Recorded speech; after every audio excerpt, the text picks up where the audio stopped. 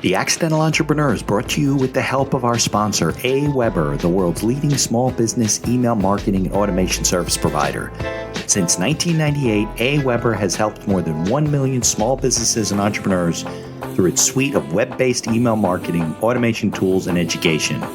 AWeber, the best option when it comes to marketing your business. The podcast is also brought to you by the Alternative Board. Since 1989, the Alternative Board, or TAB, has been one of the leading peer advisory and business coaching organizations for independent business owners and CEOs across the world. By facilitating peer advisory boards, private one-on-one coaching, and strategic planning services, TAB helps business owners improve their businesses in ways that change their lives. And be sure to connect with our affiliate sponsor, GSM Growth Agency. They're boosting e-commerce businesses to 6 and 7 figures in revenue and cover everything from ads and social media influencers to making your website better. GSM Growth Agency focuses on taking businesses from startup success to bigger success, going above and beyond to make sure growth sticks around. They're all about cool ideas, lasting partnerships, and making your mark in the e-commerce world. And be sure to support the podcast by ordering some logo merchandise from our online store. Listen to all of our sponsors' commercials later in this episode and follow their links in the show notes to learn more about their products and services. I need the money now. You got to think of the whole system and the people that you're supporting and the people that are supporting you, right? Even your friends, like they kind of bought into you because they know you and they said, okay, let's do this. Yeah. Right. And that's kind of why you want to start small and start with people that you know so they can support you, because the next people that are doing it are really taking a risk, right? Because they're new to the system. Maybe they're number 5 and 6, right? That's not much. So I've seen a lot of franchises just fall apart, 8 to 10 locations, and the franchisor can't support them, doesn't keep up with them, whatever. And then they all, go out of business. Okay. Welcome back to another episode of the podcast. I have a guest today. I love having guests on who have done it before, grown businesses, and they're like in the middle of growth of another business. So we'll get to hear from Brigham in a minute about what he's doing in the franchising space. If you are listening on your favorite directory, leave us a 5-star review. If you're watching us on YouTube, subscribe, hit the like button so we can keep connecting with people like Brigham. So let's get on with today's show. The information provided in these episodes is for entertainment purposes only. It is not a guarantee of success or to be construed as advice of any kind. You should always seek advice from local licensed professionals before making any decisions. The dictionary defines an entrepreneur as a person who organizes and manages any enterprise, especially a business, usually with considerable initiative and risk. People often start a business without much choice, perhaps due to a job loss or just being dissatisfied at work, and they come up with an idea they just know can be successful. They become entrepreneurs by accident. That is to say, their success or failure happens by accident, not with intention. My name is Mitch Beinhacker. I'm a corporate attorney and a business advisor. You're listening to The Accidental Entrepreneur, my podcast about how to achieve success on purpose, not by accident. Join me along with our monthly guests, where we share our knowledge and help you get a hold of your business. And now on to today's episode. Hi, I'm Brigham, founder and CEO of Hello Sugar. We're a Brazilian waxing and sugaring franchise with 89 doors open in just 3 years. I started the franchise in 2001, and it's been an amazing ride. All right, Brigham, thanks for joining me. I know it's early where you are, so I appreciate it whenever the guests come on a Friday morning and they're 3 or 4 hours behind me. So, but I guess it's good that I don't cut into your day, right, in terms of what you're doing today. So, yeah, exactly. Getting a good start in the morning. Right, exactly. Happy to be here. Thank you, Mitch. Yeah, you're welcome. Thanks for coming on. All right, so why don't we? Because I think franchising, and we're not talking about necessarily. Well, we'll talk a little bit about how you franchise, but you're not a guy who sells franchises. I've had people on that do that. You're a guy who's in the business. You're the franchisor, building the system, building the business, right? Yeah, that's correct. So I started the franchise in 2021. And it's a Brazilian waxing and sugaring franchise. Okay, so 2021. So it's been about 3 years. So maybe we can go back to that, because I know you've owned other businesses, and you don't just wake up one day and say, I'll start a sugaring business. So obviously there's something worked up to that, right? So maybe I'll let you go back and tell of when you got started. Yeah, I'll give you a brief history. So I was in college. I was feeling stuck in a lot of ways.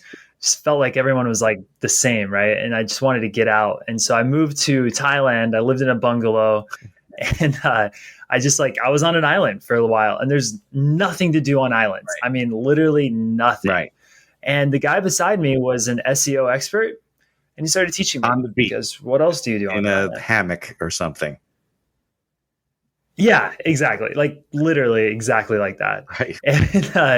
And so he started teaching me SEO. I started a company doing pay-per-click advertising, PPC. It's like paid ads basically. Right. And I was trying to like get business with him, but he didn't want to work with me because I didn't have any idea what I was doing.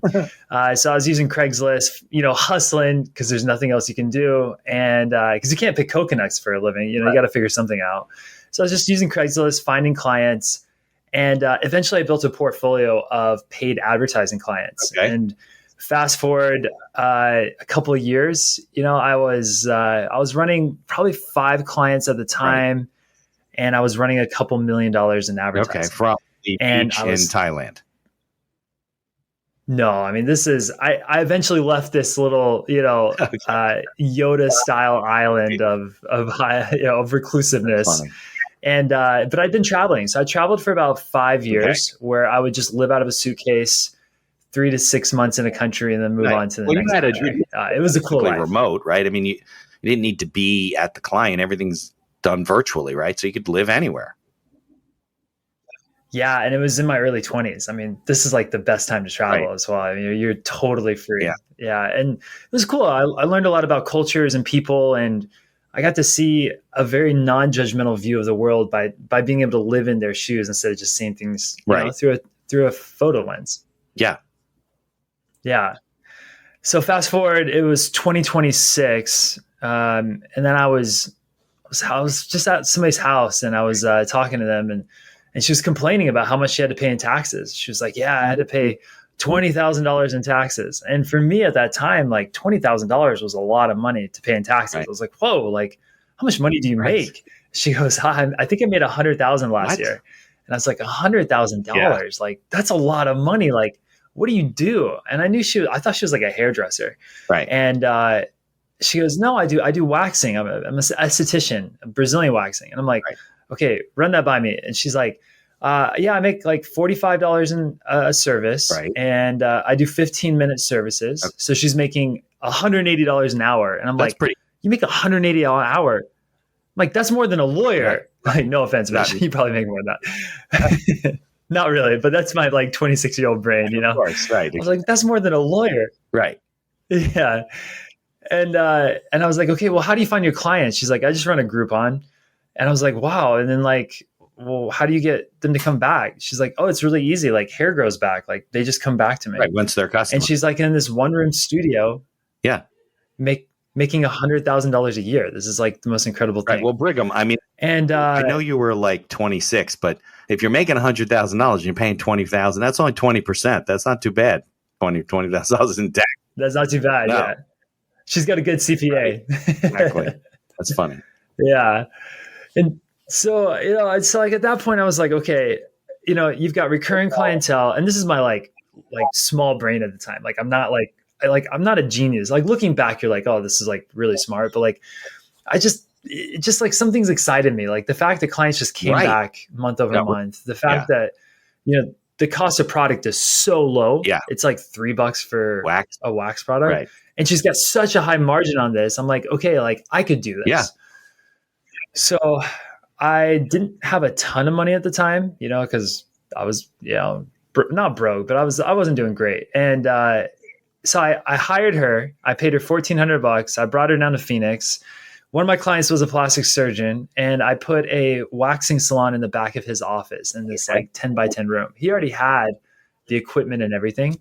And so I was off to the races, man. Like I was just built a website in a month and was up and running. Like I had no idea what a Brazilian was. Like I went and got my first service and I was like, why would anybody ever do this? Yeah. It was so painful. Yeah. So you were running the business. She was doing the treatments, right? So, because you knew nothing about waxing. It's not like you grew up in the waxing business. And you're like, oh, I'm going to bring this to America. No. Yeah, no, she was the one that she trained my esthetician. I see. Okay. And so I hired somebody else. Yeah. And then the person that was trained was working for me in Phoenix. She lived in another state and came down to it Got it. to help Okay. train her. Right. But you weren't doing the waxing. You had somebody working for you who was doing it. Yeah, absolutely. I could not be the esthetician. Right. That is 100% accurate. I mean, Right. this is just waxing like swimsuit area, if you can think of that. It's Yeah, like no, the Brazilian area. Brazilian, right? Exactly. But I think it's interesting because it doesn't really matter what the business is. You saw the business model being something that's recurring revenue, right? Something that's very relatively low entry cost, something that has the cost of goods is low. You know, it's like you got to spend $100,000 to make $100,000. So the model made sense. You didn't really matter what they did. You can hire the woman to do the Brazilian waxing. Who cares, right? And so I think it's a lot of people miss that. Exactly. You have the fundamentals. It doesn't matter that you didn't know the business. It wasn't a big learning curve. You just hire the person, whatever. Yeah, and I think if I'm looking back and being like two other like missteps that were very intelligent were the fact that I hired somebody that was in a career and not a job. Okay. This isn't high turnover fields, right? Like a job would be working at a fast food restaurant. A career is going to school for this, right? Aesthetic school, and then doing something in your trade. The retention is much higher on a career oriented field, right? And the second, aha moment I have now looking back is that I picked a business that had the opportunity for massive scale. I live in a city of 5 million people, okay, Phoenix, Arizona, and there's the opportunity to put 20 to 25 salons. So once you figure the business out, the replication of it becomes the next logical step. And that's where the volume and the money is in retail businesses. Sure, absolutely. Well, it wasn't like you couldn't identify the marketplace, right? They're women, certain ages. That's about it. Especially in a warmer climate, they're going to do it more than in a colder climate where they're wearing a lot of clothes and things like that. So, and your hair grows back. It's like getting your hair cut, right? So it's a self-fulfilling prophecy. Yeah, you're 100% right. And one thing that was like shocking to me is I thought that this was a bikini thing. I thought I'd be very busy in the summertime. In Phoenix, because people leave in the summer, in some areas I do worse in the summer than I do in the winter. Oh, right, because Phoenix is really hot in the summertime. Yeah, so it's like sunbirds instead of snowbirds. Like people leave in the summer, so we get less population in some of the areas. Yeah. So waxing is, we have a salon in a ski town that does very well in the winter because there's a college there, and waxing is something that people do for intimate reasons. Yeah, not for walking around outside. Right, of course. Yeah. Well, that makes sense. So my daughter is going to University of Arizona, which I think is in Tucson, right? But Phoenix has there's Arizona State there. So all the kids are gone, right, by May something. Plus you got people leaving because it's freaking. I remember when my sister went to Arizona State. I remember when she graduated. This was like in May. This wasn't in July. It was so freaking hot. You couldn't be outside without like being in a pool up to your neck. I mean, it was ridiculous. So I can't imagine being there in the summertime. Yeah. Yeah, it's miserable in the summer. It's very hot. Right. Okay. So this was how many years ago? So this was, the replication process of the business happened from middle 2015 until 2020. That was prior to franchising. Right. That was like testing the concept, making the business work, learning the system, seeing that you're making money, right? You can't just start a business and franchise the next day. Right. No, like the process to franchising a business is you need to own it for like 1 to 2 years, and you need to be able to show strong unit economics at that store. Right. Proof. So some people who are like lifetime franchisors, they'll buy a business that's already done well, and then they'll go immediately to market with franchising it. And they use sales organizations to jumpstream the process. Because they're buying not a finished product, but a well thought out product. They're already proving the concept. So now you're selling it to them, and then look, some people franchising is too daunting to them, so they can sell their business or just sell the franchise concept, right? Couldn't you keep your business, you keep your location, sell the 100% franchise, right? Yeah. Yeah, exactly. And then take essentially a royalty stream on that franchise business. Yeah, exactly. And you see this a lot in home restoration businesses. That's the one that's like the most common that you see this in, because there's so many unique niches Yeah. Like the junk lugger guys, they move your junk. I mean, that's such a niche thing, but Right. in that field, there's tons and tons of opportunities. Yeah. Yeah. It's some of this stuff is funny because, and I guess I give too much credit to people, running a business and operating a business and the systems to run a business. Sometimes you look at these franchise ideas and you're like, why would I pay a franchise to do when I can just go pick up junk with my truck? But if you join a system, you have a whole business process, how to run your business and accounting and payroll and dealing with employees and all that kind of stuff that you don't get on your own, I guess, right? Is that why people are attracted to it? Yeah, like sometimes franchising gets a bad rep, and sometimes franchising is the best thing you could possibly do. Yeah. And, I go to a lot of the conferences, and there are super wealthy franchise owners. So people need to get out of that headspace of franchising is like an MLM. Right. It's not at all like No. that. A franchise is successful if they can create economies of scale, right? So I'll give you an example. Okay. In Hello Sugar, we spent $250,000 last year on reception tech. We have an AI chatbot. We completely eliminated reception from salons. Right. And so they don't have to have a receptionist. We do everything online, everything through text.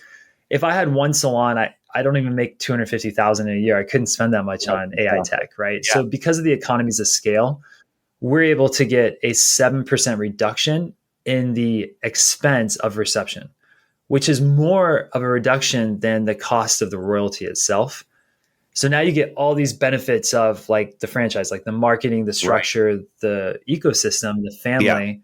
And it's also cheaper than if you did it yourself. Right. That's the economies of scale that a franchisor should provide. Right. Sometimes they don't, but you're right. That's what I'm buying into. The ability to do things that I can't do on my own. Right. Because you and I, yeah, exactly. We could open up a waxing store. That's not so hard. Got to get somebody licensed to do it, or sign a lease to get some money, get some chairs, and off you're running, right? But all that other stuff becomes difficult. Yeah, 100%. I mean, yeah, I really think I didn't really know what I was doing. So for the first 5 years, I was really figuring things out, and that made it slow to market. Yeah. And the other thing the unintended thing that people don't also think of is that a franchise is a business that has a proven business model. Yeah. And banks will loan on that. Right. They're not going to loan on your junk business that you've never started before. Right. But you can get a 10% down SBA loan to do a franchise. Right. If the franchise has a good track record and has a proof of concept and all that kind of stuff, because they're going to look at all that stuff, right? What are you buying? I would assume. Yeah, exactly. Yeah. So SBA is kind of funny. They're not going to vet your business to see if it's a good business. Right. They don't care if you've been in Entrepreneur Magazine or anything. They only care that you're non-discriminatory, that you filed the appropriate regulations, and that you've listed a document that says you do what you're supposed to do. So that's right. The SBA criteria. The bank is going to vet that you could pay for that franchise loan without the franchise making money. They want to see that you can at least pay that amount. But if you can, you can leverage debt fairly well to start a franchise. Yeah. Are you talking about from a franchisor standpoint or a franchisee standpoint? Franchisee standpoint. Okay, got it. So during those 5 years of building the business, what are some of the things you look back, you say, oh, that was a mistake. We figured this out. We did that wrong, so we changed it. Those types of things. Yeah, I can look at very specific stages of the growth of an entrepreneur. Stage one was, who are you?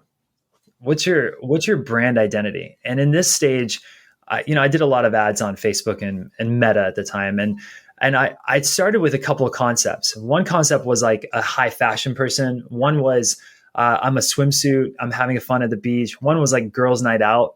And then the fourth concept was, for lack of a better word, this is actually what it's called. So I'm not just being discriminatory here, but they're called fatkinis. It's a bikini for larger people. Okay. Yeah.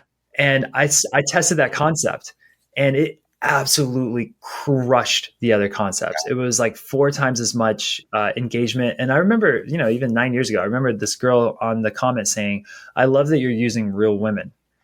And then you couple that with the fact that all of the positive reviews I saw said that she makes me feel comfortable. Okay. And I was like, there's something here. So I built my brand around making women feel comfortable. Mm-hmm. And so every decision I made on the concept or the identity was about that. That was year one. Right. And then move on to year 3. I still hadn't figured out incentives. And this was a big aha moment for me. like you have to align the incentives of the employee with the desires of the owner. And they were misaligned. I remember looking at two employees, both a year into their business, a year into the business. Right. And one was an all-star, one was a complete failure, and they're paid the same. Right. And I'm like, how am I paying the all-star the same as this failure? It's because I was paying on time at the company, which is where most people like lie.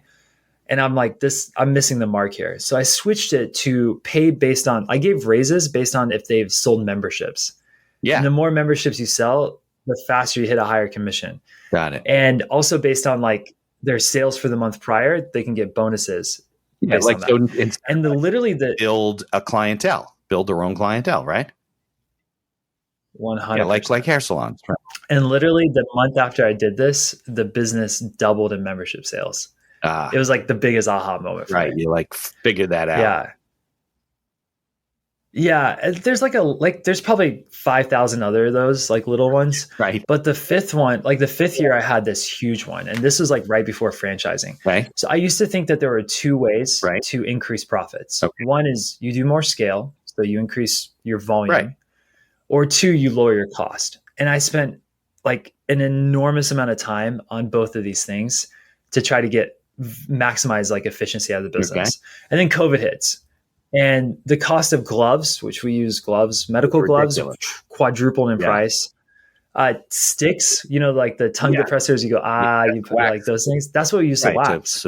Wax, yeah. Well, you don't even tripled in price. Yeah, you don't even think about these things. Like something would happen that's medically related to our entire society and would affect all of your supplies, right? I mean, who would think? Yeah. Yeah, exactly. So that tripled, and then Cavicide, which is like it kills AIDS. It's like 409 on steroids. Yeah, that also tripled in price. And so we had all of these like costs that went up massively. Yeah. And we shut down for 5 weeks in Phoenix, and at that time I'm like, okay, am I going to lose my business? Like, I don't even know if I can make it. And I spent a lot of time analyzing, and I'm like, okay, I'm going to lose people. Right. If I lose people, then the volume's less. I have to raise prices, and so I raised prices 18% over that time period. Right. And I remember being so scared. Yeah. I the minute I sent the email, I just watched for the text messages to come in. And people didn't even blink. No. It was the strangest thing to me. I was way too underpriced. And I think people were also like accepting of the fact that everything's going up. Like their groceries were going up, and they don't expect you're paying for more groceries, and things are going to go up. And that's just the way it was. Me too. I raised my prices, and it was a weird time. So I think it was a good time to raise your prices because it wasn't so surprising to anybody, right? People are like, of course his prices are going up. Milk just doubled in price. Yeah, 100%. Yeah. Yeah. So and then my profit margin went from like 6, 7, 8% some months to like now I'm 18% higher in prices because the prices eventually went down to the goods. Okay. And so my profits became very healthy. Right. And I could build a business that I could like replicate and franchise. Got it. But that was before you hadn't franchised yet, right? No, that was like, I needed to be there to be able to offer something I could franchise. Yeah. So it's interesting because you talk about building the business, right? People overlook split test marketing. They don't really see the benefit of it, but you split tested until you found out what worked and why it worked. And it actually led you on a path to the customer, the ideal customer, and who these women were and why they wanted to come. And if you hadn't have done that, you'd have been guessing. You'd been like, well, we have a sign out. Why aren't everybody needs to wax? But that's not true. You figure out what it is. And I think that's a good lesson for people that are, wondering why they're not bringing in business. Probably because whatever the marketing's doing sounds great, but isn't working, or it's not resonating with people or whatever.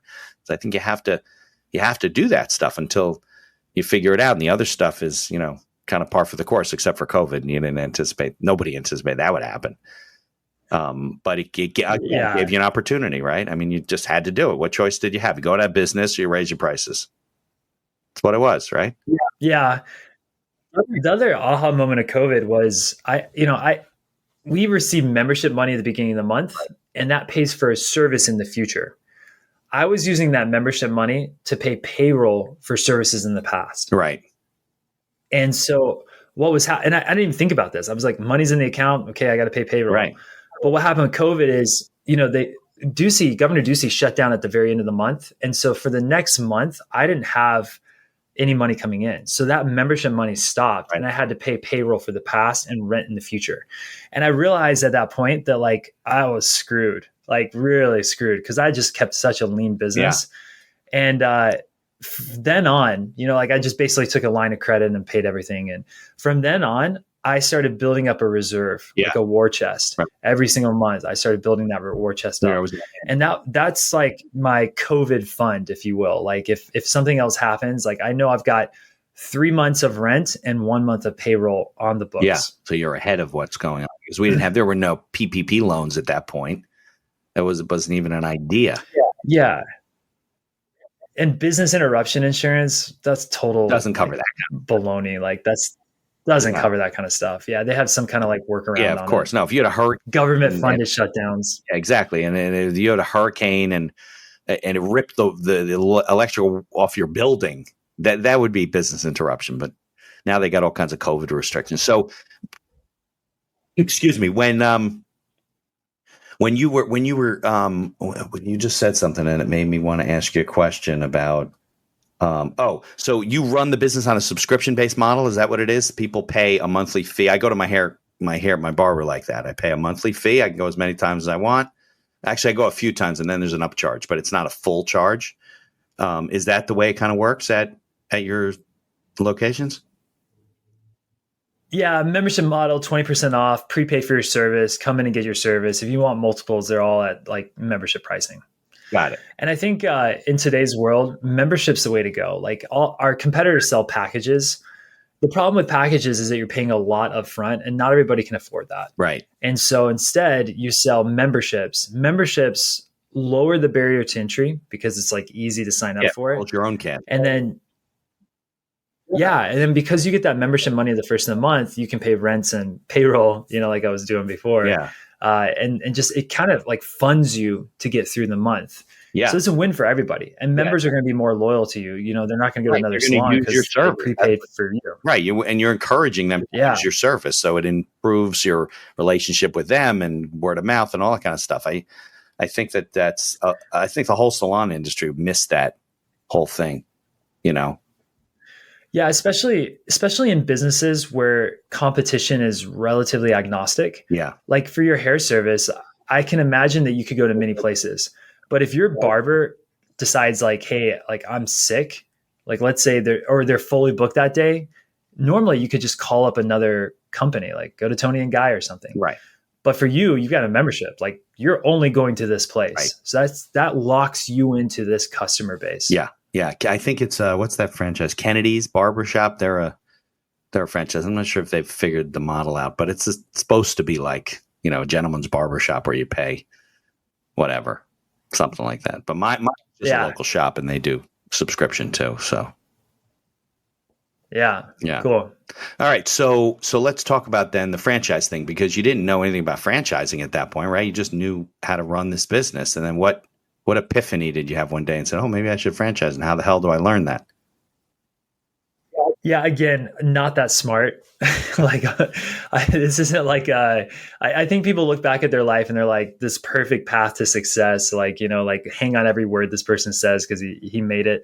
Not that way for me. Right. So with franchising, I just remember thinking this business runs a lot like software.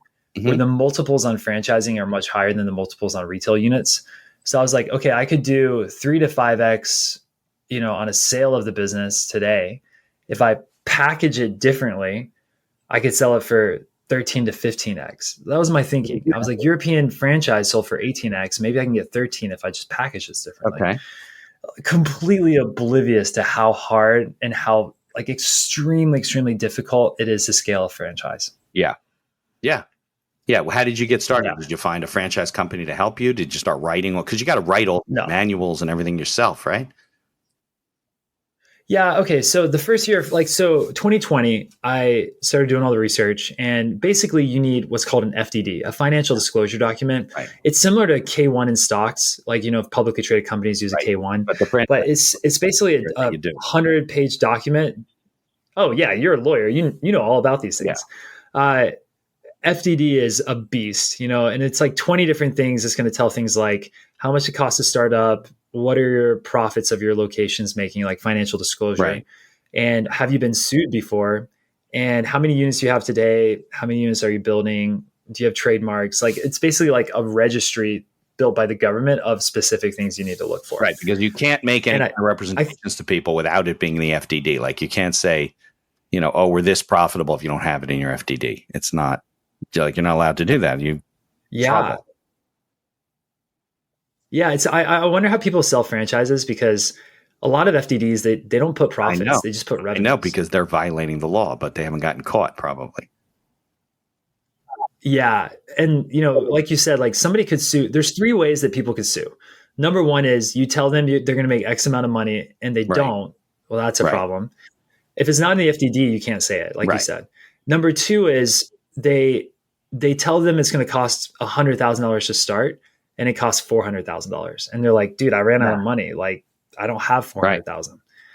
So the item 7 is where it's at. Like, that section needs to be very detailed on how much it's going to cost. You need a low and a high range, and the high range needs to be higher than like you even anticipate it could be.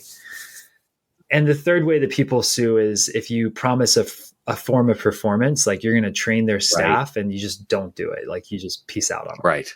Especially if you make promises that aren't in the FDD. And you can't make misrepresentations like that. So people will be like, wait, you said that you make 20% profit. You're like, I never said that. What are you talking about? Good luck. I'm like, I even say, like, in my franchise agreement, if it's not written in here, it doesn't count. Like, this is the only thing that matters. Right. Like, in writing. Yeah, absolutely. Now, how's your experience been with franchisees? Has it been, you got to be careful with who you deal with. Everybody's been great. I mean, what kind of experiences have you had there?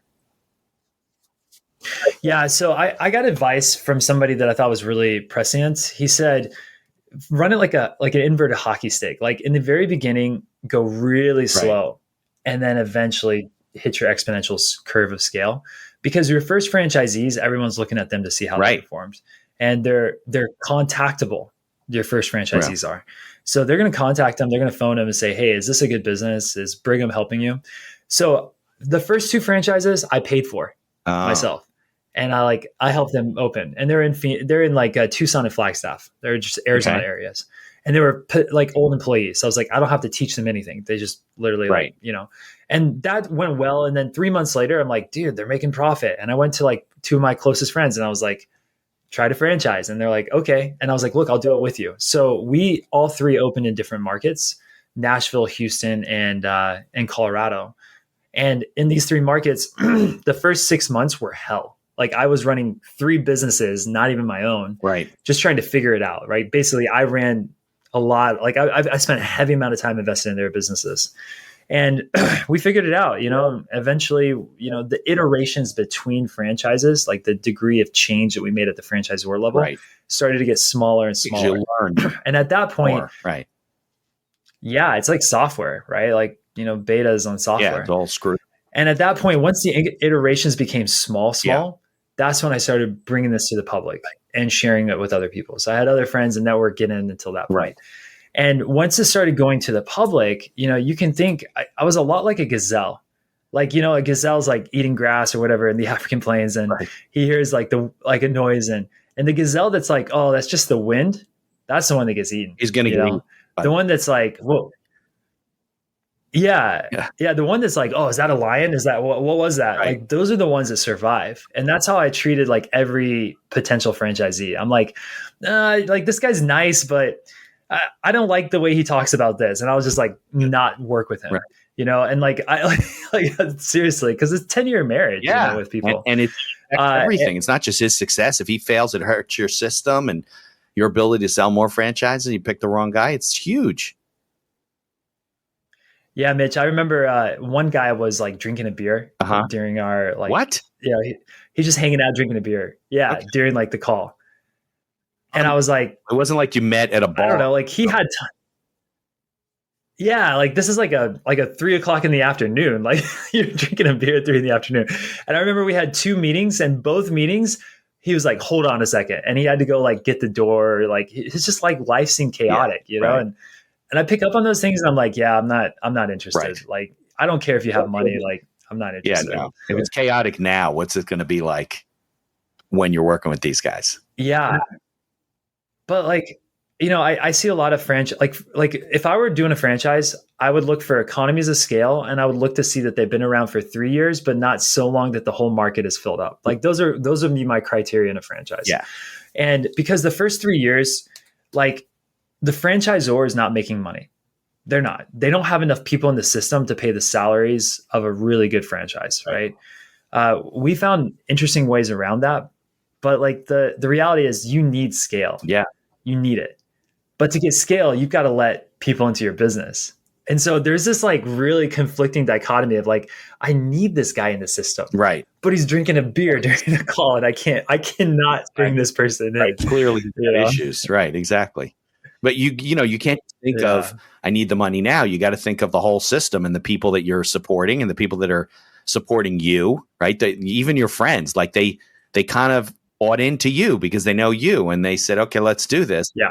Right. And that's kind of why you want to start small and start with people that you know, so they can support you, because the next people that are doing it are really taking a risk, right? Because they're new to the system. Maybe they're number 5 and 6, right?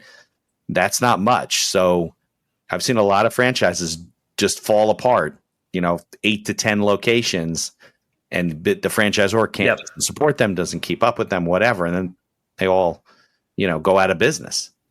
So, yeah. Yeah, it's really scary. Like, you got to think like a franchisor is the mothership. Yeah. And, talking with an attorney, like the franchisor has to be protected, right? So like in the agreements favor the franchisor, and they rightfully should, because we're not just making a deal with Mitch, we're making a deal with 100 other people. So if Mitch sues the franchisor, right, that affects all of the other businesses, everybody. right? Yeah. So we've got to be rock solid protected. Right. Absolutely. Well, that's why you can't change the contract all the time. I've seen people say, well, maybe we can negotiate the contract. Well, the more flexible that the franchisor is being on the contract raises issues, right? Like, well, what other deals are they making with other people, and how are they changing it? It's got to be pretty streamlined in terms of the system to be fair to everybody and to deal with it. So let me ask you this question. How many franchises did you have to the point where you said, okay, now we got a little breathing room because we got more cash flow, we could do more things, and the hockey stick's kind of moving up the thing there? Yeah, so we've doubled every year for 3 years. So now that we're at like 90 units, we'll hopefully be around 150 units this year.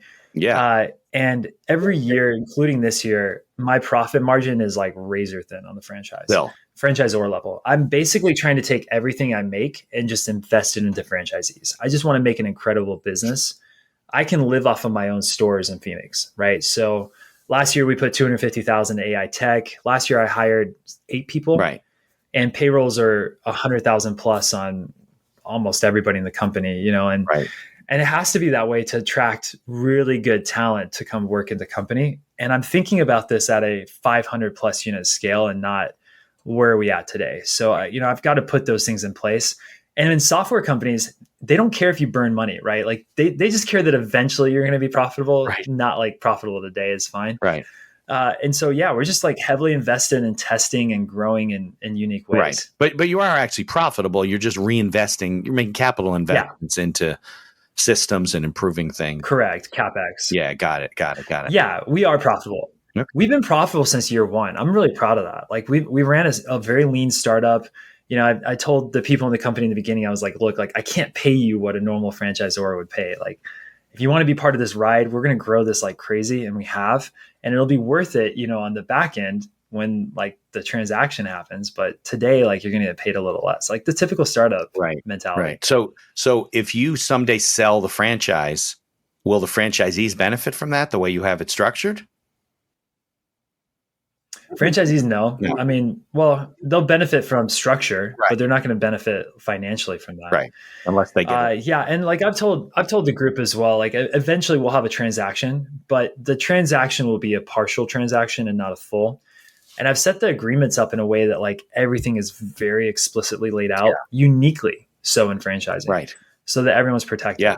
I don't want people to worry that they're going to raise prices on them or that the contract's going to change. Like, no, like it's set in the contract. This is how it is. Yeah. Yeah, no, I've had situations where people are franchisees and the system got bought and the contract was up and the new owner was like, listen, we're doubling the cost and this. And he's like, I can't operate that way. I'm a small business owner. Well, we want you to hire 20 people. And he's like, the kind of franchise it was, he was like, older and he didn't want to do that. So now he was stuck with non-competes and all kinds, and we had to negotiate him out of it. Yeah. Yeah. So you got to be careful, but yeah, read, I've waited, right? I mean, yeah, I've waited on a PE transaction, private equity, until I feel really strong about the identity of the company. Yeah. Because I don't want a PE group coming in and saying, we're going to change X, Y, and Z about this to make more money. Because, PE, like look at European Wax. They're the largest in the industry, 1,050 doors. They sold as a public company on the promise that they're going to be at 3,000 units in the country. And that's feasibly not possible for them. It's not. And you look at what they're trading for, like a typical unit will cost $400,000 to start up. The company, European Wax on the public market, is trading at $1.6 million per door that's open. So you think about that. They're trading at 4 times what it would cost to start a unit, the publicly traded franchisor. It makes absolute no financial sense. But they were trading at 3 to 5 net revenue. No. They're trading like 100x revenue. Like they're crazy. 100x like profit. Like it's insane. Like they're making like, I think they said 4 to 6 million in a quarter with 1,000 doors. I'm like, how are you burning that much cash? Like it makes no sense to me. Right. Yeah. No. If you break it down, it doesn't come to much, right? Per door. Yeah, it doesn't come to much. Right. Yeah. So you're saying that they're doing a lot of things inefficiently. 3,000 locations is too much. It's an oversaturation of the market. You can't get that big. Is that what you're saying? Yeah, I mean they're saying that they can. They're going to infill until the point that it kills their business. Right. Infills in franchising is a scary thing because franchisees have exclusives on territories, and if they over infill on something, then everybody like makes less money, right? So they'll just keep trying to infill until it kills their business. But the other problem they run into is staffing, right? Like, sure, they could put 25 units in Phoenix, absolutely. But they'll never be able to go to a Flagstaff, Arizona, because there's 72,000 people in the town and there are 0 cosmetic or aesthetic schools. So that market's off limits. Right. Like you're not going to be able to fill 14 people. Right. Nobody's going to relocate to Flagstaff to do this. Yeah, you could barely find like 3 people there. So spending $400,000 on a market size of 72,000 people is like not going to happen. Right. It makes no sense. What is your startup cost? If somebody wanted to start one of your franchises, what's the cost to do it roughly? Yeah, so we're very successful in Flagstaff, Arizona. And that's because our startup was a lot similar to the model that I started myself with. We opened up in salon suites. Salon suites are $60,000 to get started. Mm-hmm. And the profit margin on these after a year are averaging like 60 to 80,000, with top quartile being 115,000. So on these, and these suites take 2 to 3 months to start. So you could get 2 or 3 of these suites going and make like way more than a salary, and it takes like 10 hours a week to manage. It's you're really like a cool business gig. You're renting a portion of the salon from the salon owner. Is that what a suite is? No, a salon suite is a new concept in the past 5 years, and it's actually making it really difficult for like salons, like barber salons now. Right. Like we're taking over spaces of barber salons that like go out of business because they can't find people. So basically, you can go to like think WeWork, but for salons. Oh, so you can go to these salon suite concepts, rent a room. There's like 50 rooms in this building, and you rent for like $250 a week, $350 a week. Right. And you can open up your own business there. Right. We just go start in rooms like that. And then we just pummel tons and tons of marketing money into socials to bring people into the door. Got it. So the salon, do you start the salon suites, or is this a marketplace where the franchisee can plug in? They exist. Yeah, we have a database of all of them in the country. So we like even know where to start. We start looking for them. We help you find a suite. You're up and fully operational within 3 months. Wow. That's good. Now, how did you, how did you find out about suites, or what, like, where did that come about? I was poor. That's all I could do at the beginning. Oh, right. So like this was like, existed then, even you know, then. yeah, it existed then. Not to the scale it is today. Today there's these massive franchises that are building tons and tons I of don't, units I across don't, the country. Brigham, I And it's a see great those business. like in the New Jersey, New York area. They must be here. I just don't. I don't see them. I see salons. Yeah, if you Google,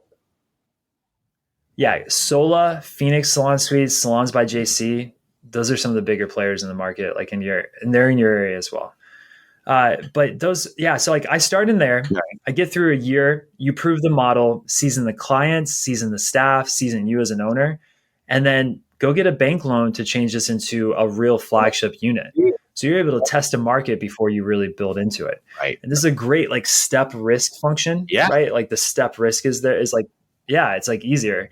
So why would you spend $400,000 in a year of your life building something you have no idea is going to work? Right. Start a suite, and like heaven forbid, worst case scenario doesn't work, move it down the street. Right. Like it takes a week to change the location. Yeah.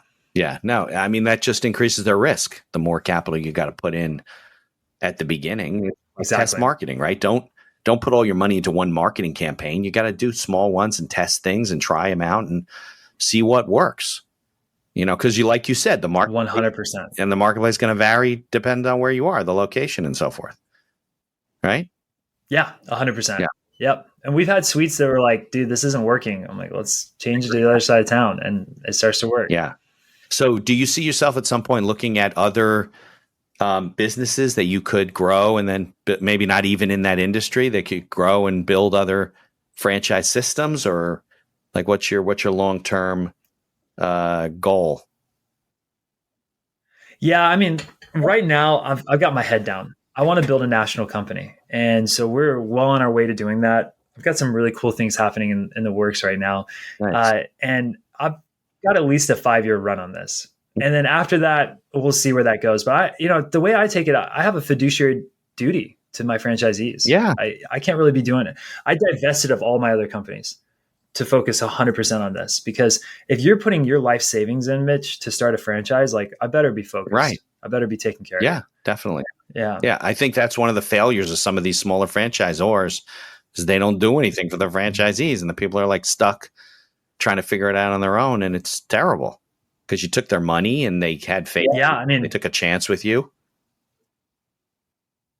Yeah, that's where, I mean, we weren't doing this by like lack of effort, but the first year is like that. Like, I think my business got really good the first year because of franchisees. Like we, Mitch, if like your house is probably clean, but if I were to come to your house and you knew I was going to be a guest, you'd probably take the dishes out of the sink. You'd probably like, vacuum a little bit extra.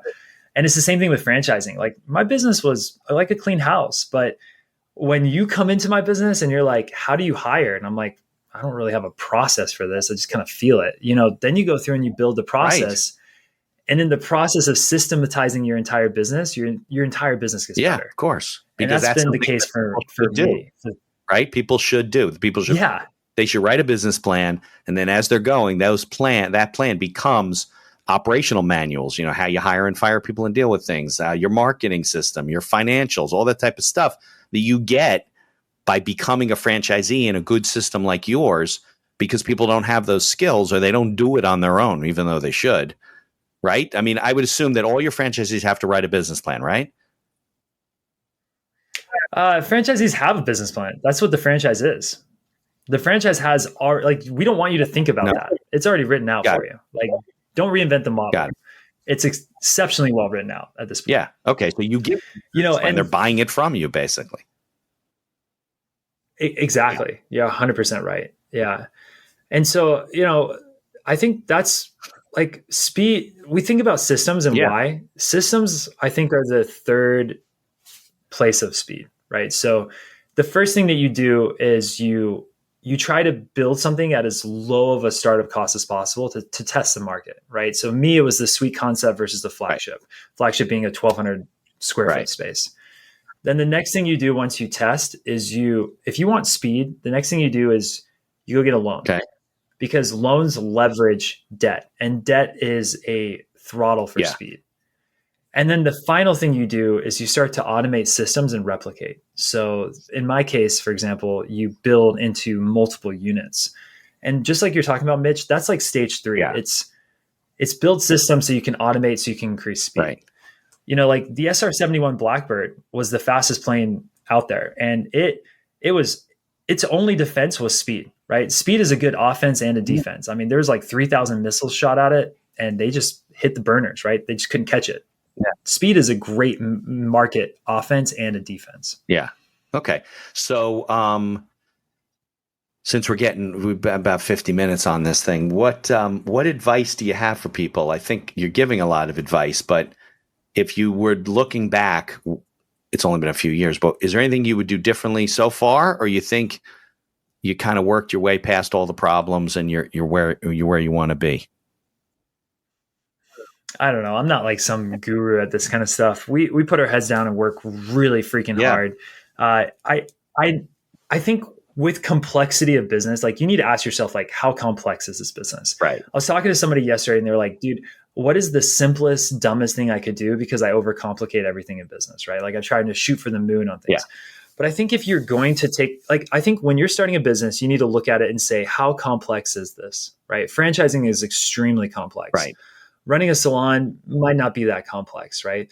And depending on the degree of complexity of your business, depends on how many and how well you need to hire. Like the execution of the hiring process, the degree of necessity goes up with complexity. Right. And you need to look at that and say, okay, if this is complex, do I have the money to hire the right people? Right. And can I get the right people in my business to make this work? Because they may need skill.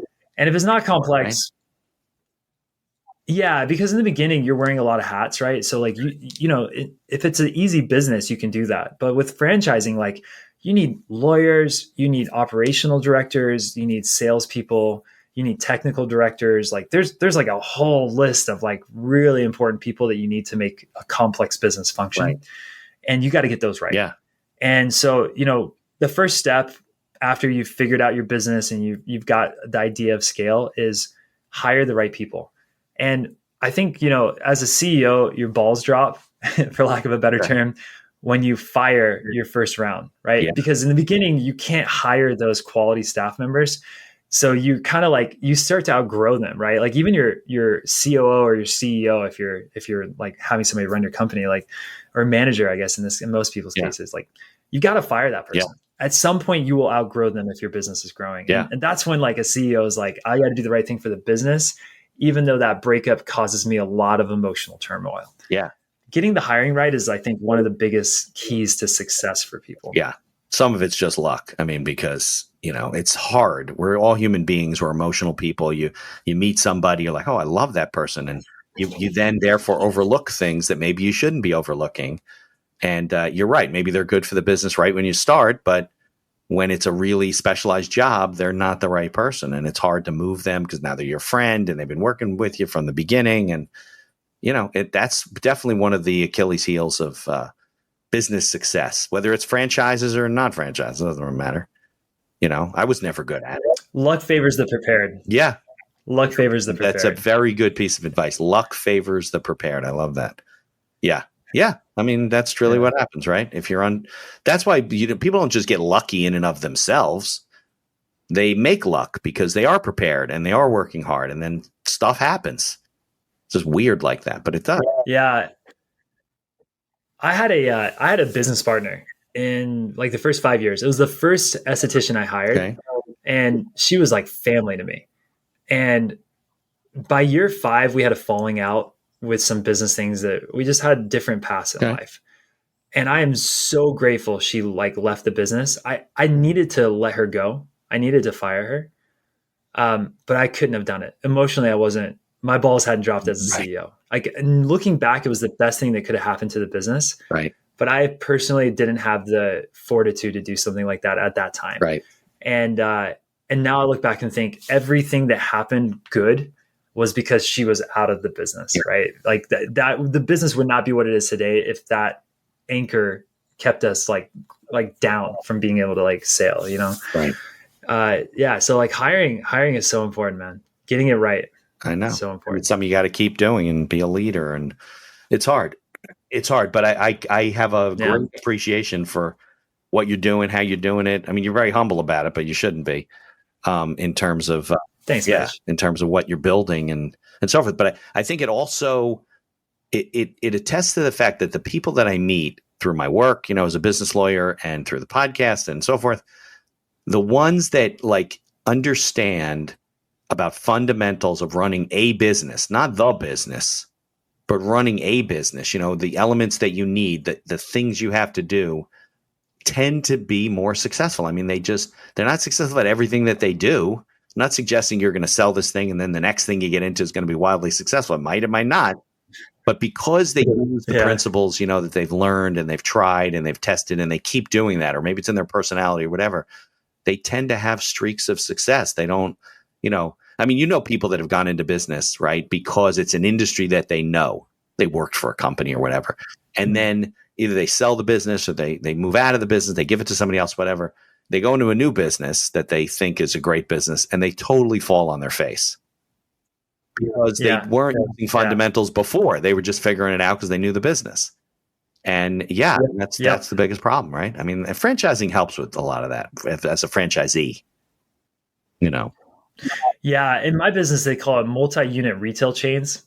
Got it. And they're all in my head, they're all the same. Like, right. Running a multi-unit salon is very similar to running a multi-unit name the business, right? Yeah. So you're exactly right. Like once the template's there, you can do it no matter what the service is. I often think about this fact. Like I know very little about waxing and I run a very large waxing company. Yeah. Have you ever, it's weird. The actual product doesn't matter. Have you ever waxed anybody? I'm actually good at waxing. I wax, I built our sugar. Like I tested our sugar. Okay.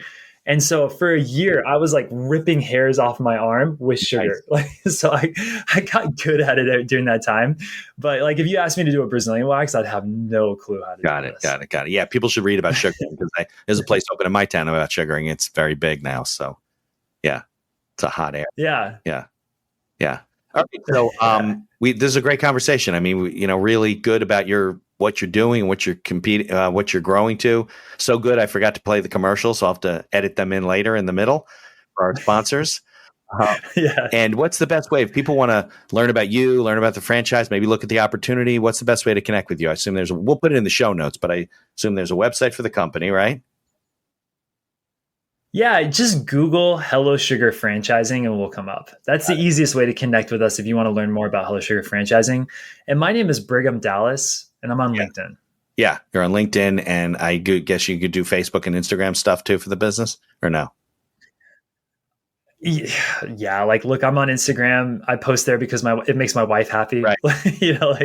She likes to see pictures of us, but I don't get on there very much, to be honest. Right. All right. So I appreciate coming on. It's early where you are. And I'll roll the credits and just stick around. Thanks, Mitch. Appreciate being on your show. Thank you for listening to this episode of The Accidental Entrepreneur. Opening and closing music written and performed by Howie Moskovich and made to order music. For information about Howie and his music services, please follow the link in our show notes. If you like the podcast, please tell others about us. You can find us on Apple Podcasts, on Amazon Music, Spotify, Google Podcasts, and most of the other podcast directories. If you like what you hear, please leave us a 5-star review and feel free to share our episodes on social media. If you have any questions or comments, ideas for the show, or you'd even like to appear as a guest, reach out to us by email at info@beinhackerlaw.com.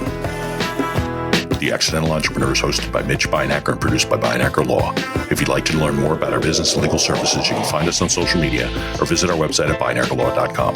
Thanks for listening, and be sure to subscribe to our feed to be notified of all future episodes.